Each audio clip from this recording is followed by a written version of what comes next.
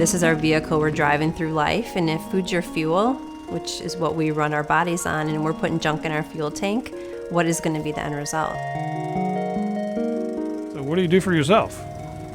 What do you do for yourself? And how do you pay attention to the fuel that you're putting in your body? Our minds have been taken off of the food and its source to it's just a commodity and a sensory explosion for the mouth.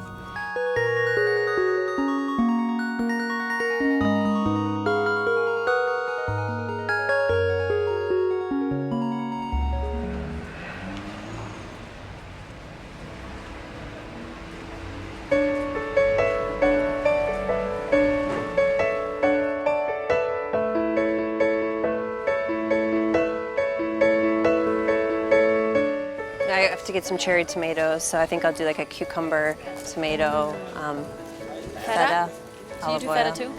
Yeah.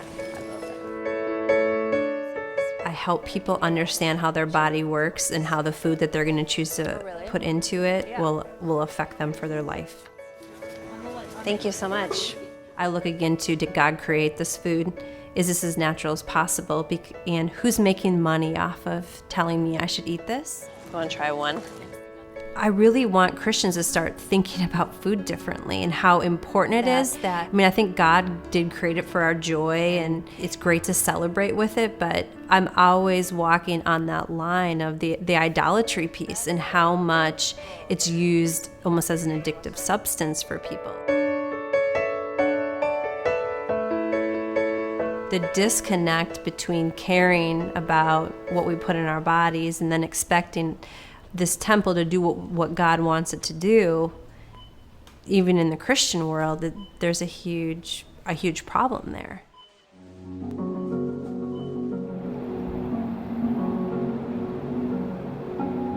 Because I just came into this industry with, I'm sick, what's wrong with me? Oh gee, I'm eating lousy. Oh gee, everybody else is eating lousy. What can we do to help people? Let's open a store. Let's get involved with this natural foods movement that's trying to help people eat better. The way that I see, my personal definition of natural, is just to lead people closer to the way God made the food in the first place. I mean, that simple statement just gives me the direction that I want to put stuff on my shelf and sell it to customers. Did it come from right there, like to the back? Parents, are always on their kids about, quit hanging out with those people. They're not a good influence on you. Well, I would like to say to people, quit hanging out with all that fast food stuff because it's not a good influence on you. Because the goal is to walk away from sickness and towards wellness.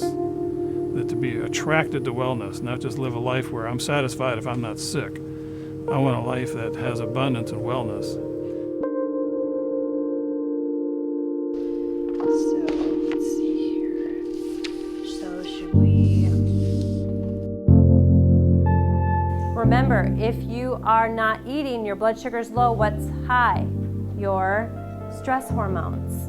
And how many of us are already stressed out enough with life? We don't need to have low blood sugar be a contributing factor to that.